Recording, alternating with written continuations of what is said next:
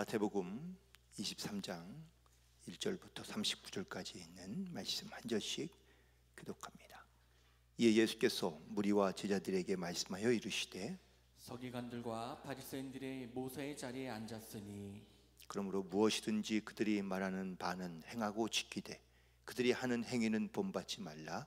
그들은 말만 하고 행하지 아니하며 또 무거운 짐을 묶어 사람의 어깨에 지우되 자기는 이것을 한 손가락으로도 움직이려 하지 아니하며 그들의 모든 행위를 사람에게 보이고자 하나니 곧 그 경문띠를 넓게 하며 옷수를 길게 하고 잔치의 윗자리와 회당의 높은 자리와 시장에서 문안 받는 것과 사람에게 랍비라 칭함 받는 것을 좋아하느니라.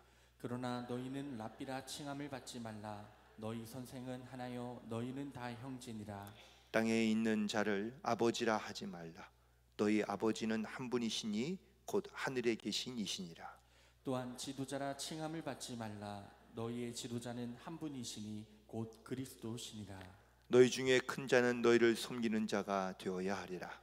누구든지 자기를 높이는 자는 낮아지고 누구든지 자기를 낮추는 자는 높아지리라. 화 있을 진저 외식하는 서기관들과 바리새인들이여, 너희는 천국 문을 사람들 앞에서 닫고 너희도 들어가지 않고 들어가려 하는 자도 들어가지 못하게 하는도다. 화 있을진저 외식하는 서기관들과 바리새인들이여, 너희는 교인 한 사람을 얻기 위하여 바다와 육지를 두루 다니다가 생기면 너희보다 배나 더 지옥 자식이 되게 하는도다. 화 있을 진저 눈먼 인도자여, 너희가 말하되 누구든지 성전으로 맹세하면 아무 일도 없거니와 성전에 금으로 맹세하면 지킬지니라 하는도다. 어리석은 맹인들이여, 어느 것이 크냐? 그 금이냐? 그 금을 거룩하게 하는 성전이냐? 너희가 또 이르되 누구든지 제단으로 맹세하면 아무 일 없거니와 그 위에 있는 예물로 맹세하면 지킬지라 하는도다. 맹인들이여, 어느 것이 크냐? 그 예물이냐? 그 예물을 거룩하게 하는 제단이냐? 그러므로 제단으로 맹세하는 자는 제단과 그 위에 있는 모든 것으로 맹세하며 또 성전으로 맹세하는 자는 성전과 그 안에 계신 이로 맹세하며 또 하늘로 맹세하는 자는 하나님의 보좌와 그 위에 앉으신 이로 맹세함이니라. 화 있을진저 외식하는 서기관들과 바리새인들이여, 너희가 박하와 회양과 근체의 11조는 들이되 율법에 더 중한 바 정의와 긍휼과 믿음은 버렸도다. 그러나 이것도 행하고 저것도 버리지 말아야 할지니라. 맹인된 인도자여, 하루살이는 걸러내고 낙타는 삼키는도다. 화 있을진저 외식하는 서기관들과 바리새인들이여, 잔과 대접의 겉은 깨끗하되 그 안에는 탐욕과 방탕으로 가득하게 하는도다. 눈먼 바리새인이여, 너는 먼저 안을 깨끗이 하라. 그리하면 겉도 깨끗하리라. 화 있을진저 외식하는 서기관들과 바리새인들이여, 회칠한 무덤 같으니 겉으로는 아름답게 보이나 그 안에는 죽은 사람의 뼈와 모든 더러운 것이 가득하도다. 이와 같이 너희도 겉으로는 사람에게 옳게 보이되 안으로는 외식과 불법이 가득하도다. 화 있을진저 외식하는 서기관들과 바리새인들이여, 너희는 선지자들의 무덤을 만들고 의인들의 비석을 꾸미며 이르되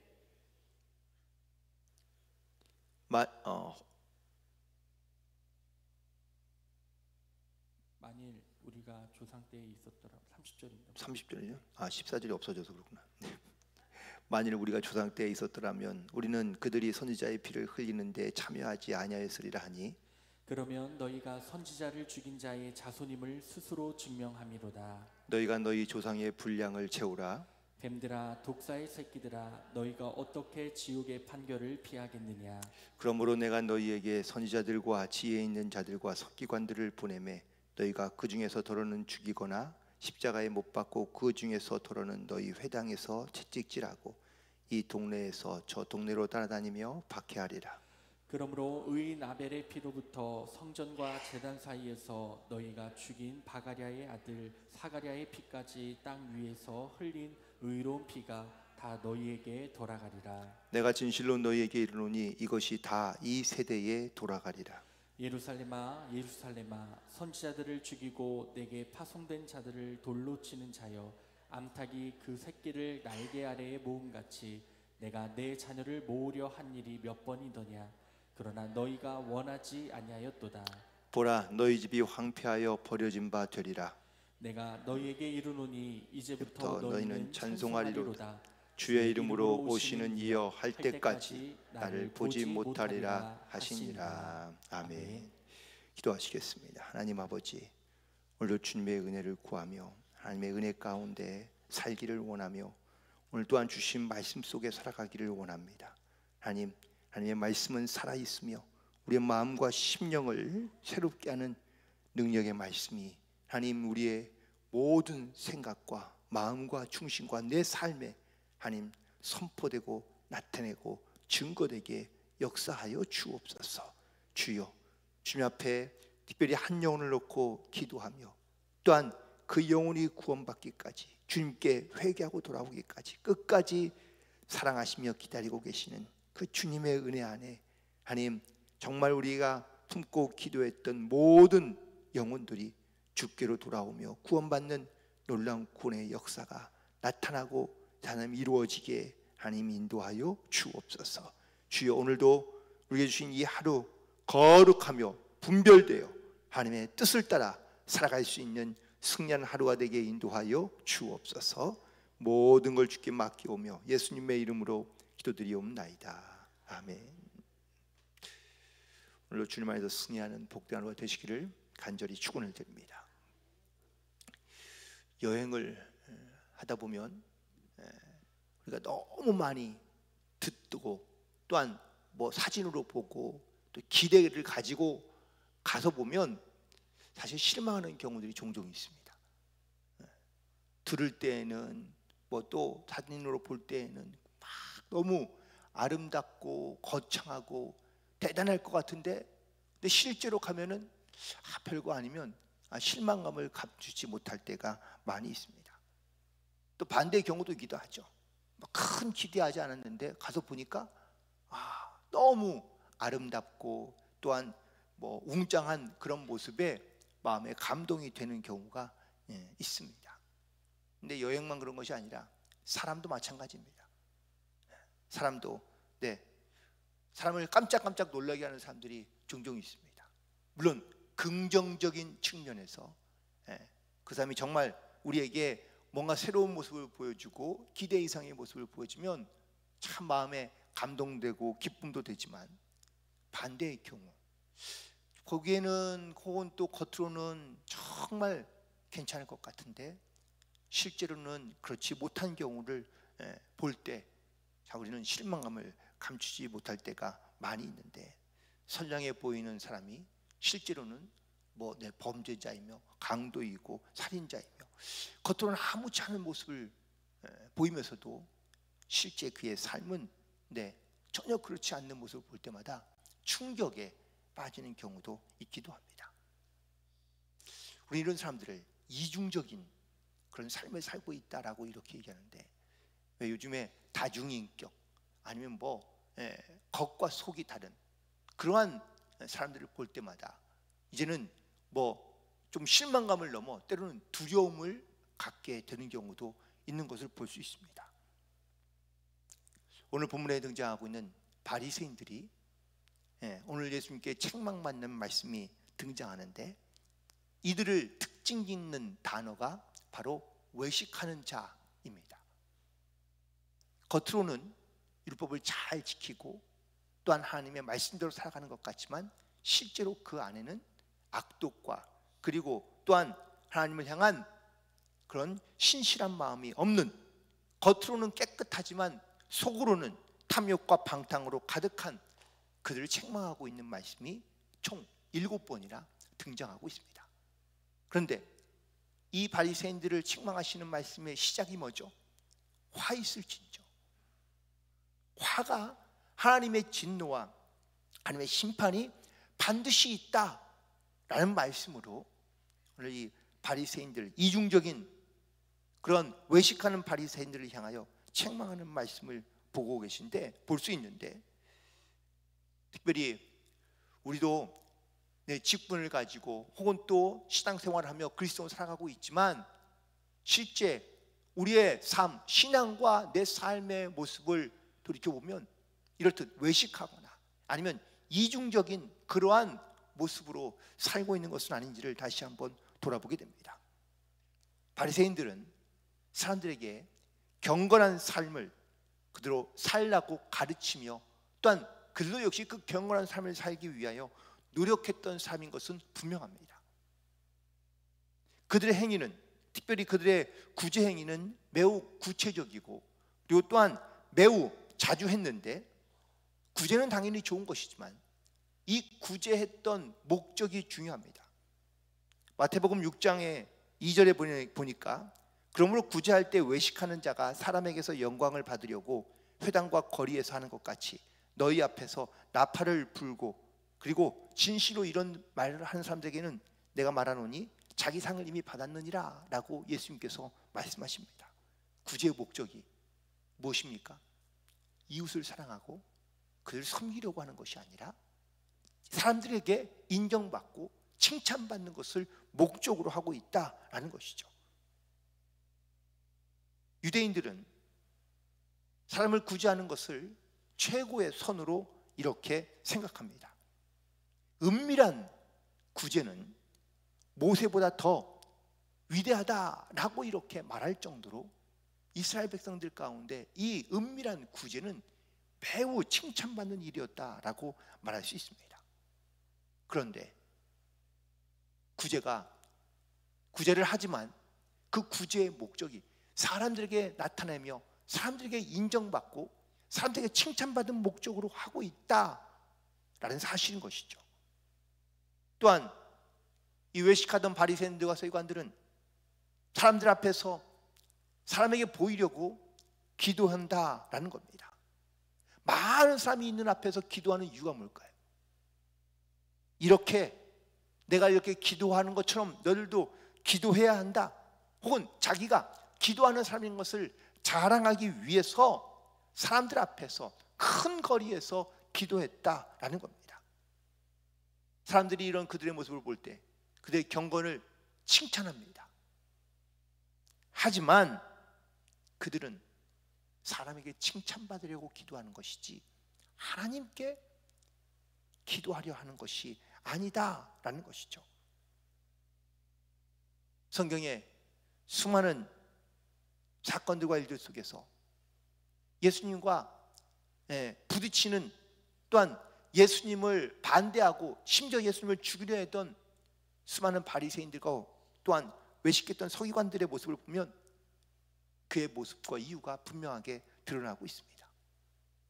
안식일에 예수님께서 병자를 고치십니다. 그 선한 일을 행하는 것이 오히려 옳은 것인데도 불구하고 그들은 안식일을 지키지 않는다는 이유로 예수님을 핍박하며 예수님을 죽이려 합니다. 오히려 병자가 낫고 또한 그가 하나님께 돌아오며 또한 하나님께서 주신 은혜와 또한 그 능력에 대하여 감동과 기쁨이 있는 것이 아니라 오히려 안식일을 범했다는 이 생각 때문에 분노하며 그들은 또한 예수님을 미워하고 심지어는 예수님을 시험에 빠지게 하여 올무에 빠져 그를 죽이려 했던 이런 바리새인들의 모습을 볼 때에 겉으로는 옳은 척하며 또한 바르게 사는 척하지만 실제로 그들의 삶에는 이렇듯 폭력과 탐욕과 그리고 사람에게 인정받고 싶어하는 그런 마음들로 가득해 있다라는 겁니다. 오늘 13절 이후부터 화 있을진저라는 이 말씀이 7번이나 등장합니다. 이렇게 예수님께서 그들을 비판했던 이유는 그들도 이런 자기의 모습을 깨닫고 회개하며 돌아오기를 원하시는 예수님의 마음이 그 안에 담겨져 있는 것을 깨닫게 됩니다. 현대사회를 살아가는 대부분의 많은 사람들이요, 이런 이중적을 삶을 살아가는 경우가, 또한 이중적인 인간이 되게 하게 하는 경우가 많습니다. 가정과 직장이 철저하게 분리되어 살아가다 보니 가정과 그리고 사회생활이 완전히 다르게 느껴지는 것이죠. 밖에 있는 나와 안에 있는 나의 모습이 다를 수 있습니다. 밖에서는 괜찮은 듯하고 혹은 또 밖에서는 사람에게 인정받을지 모르지만 안에서는 전혀 인정받지 못하거나 아니면 이중적인 모습으로 인간으로 살아가다 보니 이런 생활에 익숙하다 보면 사람이 생각과 혹은 또 그의 습관이 완전히 다른 채 살아가는 경우가 많다는 것이죠. 자, 그렇다면 이런 이중적인 삶을 극복하기 위해서 우리는 과연 어떻게 하면 좋을까? 첫 번째는 지나친 내 기대 혹은 또 지나친 다른 사람에 대한 기대를 인정받는 것을 중요하게 여기지 않아야 된다는 사실입니다. 이중적인 삶을 살아가는 사람들의 특징 중에 하나가 착각 속에 살아가는 경우가 많습니다. 자기가 마치 대단한 사람이 된 것처럼. 하지만 성경은 우리를 뭐라고 말씀하시며 또한 우리를 어떻게 깨닫게 하시느냐? 우리 죄인이라고 이야기하십니다. 사도 바울도 자기를 가리켜 나는 죄인 중에 괴수라라고 이렇게 고백합니다. 그가 죄인이기도 하지만 그 죄인 중에 괴수라고 고백하는 이유는 자기 자신을 돌아보면 나는 의로운 것이 아무것도 없다라고 느껴지기 때문입니다. 우리가 의인이 되었기 때문에 내가 의로워서 하나님께서 우리를 의롭다 여겨주시고 우리를 하나님의 자녀 삼아주셨느냐? 우리가 하나님의 자녀 된 것은 우리의 공로는 아무것도 없다는 사실입니다. 자격이 있어서가 아닙니다. 전적으로 주님의 은혜인 줄로 믿습니다. 우리의 의는 어쩌면 낯선 의와 같습니다. 내가 의로운 것이 아니라 다른 사람의 의로 나를 의롭다 여겨주기 때문입니다. 십자가 앞에서 우리의 모습은 죄인의 모습이고 또한 비참하며 또는 때로는 추해 보일 수도 있습니다. 하지만 역설적으로 이런 자기의 모습을 볼 수 있어야 우리가 하나님 앞에 사람 앞에 겸손하게 나아갈 수 있는 줄로 믿습니다. 그러므로 우리는 우리의 부족함을 인정하며 고백하며 그리고 실제의 이 내 부족함을 다른 사람에게 보여줄 수 있는 또한 그것을 인정할 수 있는 그러한 믿음의 고백으로 나아가야 될 줄로 믿습니다. 위대한 사도였던 바울도 자기의 약함이 있었음을 고백합니다. 아니 심지어 자기의 약함을 자랑합니다.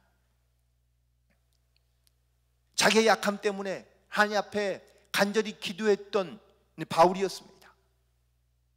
그런데 하나님께서 이렇게 자기의 약함을 고쳐달라고 간구하는 바울에게 어떻게 말씀하셨는지 여러분들 아마 기억하실 겁니다. 고린도후서 12장 9절에 있는 말씀에 보면 내게 이르시기를 내 은혜가 내게 족하도다. 이는 내 능력이 약한 데서 온전하여짐이라. 이러므로 도리어 크게 기뻐함으로 나의 여러 약한 것들에 대하여 자랑하리니 이는 그리스도의 능력으로 내게 머물게 하려 하십니다.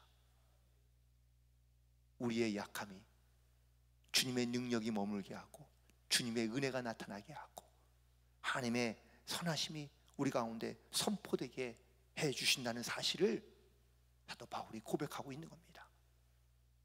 오늘도 우리는 이 하루를 살아갑니다. 내가 믿는 자로 그리스도인으로 때로는 내게 주신 하나님의 은혜의 직분으로 우리가 이 땅 가운데 살아가는데 우리는 너무 지나치게 세상을 의식하고 사람을 의식하고 시선을 의식하면서 이중적인 삶을 살기가 쉽습니다. 겉으로는 의로운 척, 선한 척, 우리가 정말 경건한 척, 거룩한 척 이렇게 살아가지만 실제로 내 안에는 탐욕과 욕심과 욕망과 자기를 잘 보지 못하며 스스로 우리가 하나님의 은혜를 가리며 하나님이 좋아하시고 기뻐하시는 것이 아니라 내가 원하고 내가 바라고 내가 좋아하는 것들로만 우리가 이 땅 가운데 살려 하는 것인지 우리가 하나님의 뜻을 따라 하나님의 뜻을 행하며 살아갈 노력하지만 결국은 자기를 높이고 자기가 인정받고 또한 세상에서 많은 사람들에게 칭송과 인정을 받는 그런 이중적인 삶을 살려 했던 바리새인들과 지금 나의 모습은 얼마나 닮아 있으며 혹은 얼마나 다른지를 다시 한번 돌아보게 됩니다.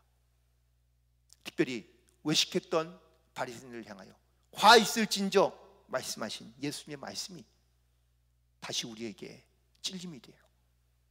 우리가 이중적인 외식하는 삶으로 신앙으로 살아가는 것이 아니라 우리의 신앙과 우리의 믿음에 온전하신 하나님의 선하신 은혜와 능력으로 오늘도 믿음으로 승리하며 하나님의 영광을 위하여 담대히 그리고 온전함과 거룩함으로 구별됨으로 하나님께 영광을 올려드리는 승리하는 하루가 되시기를 주님의 이름으로 간절히 축원을 드립니다.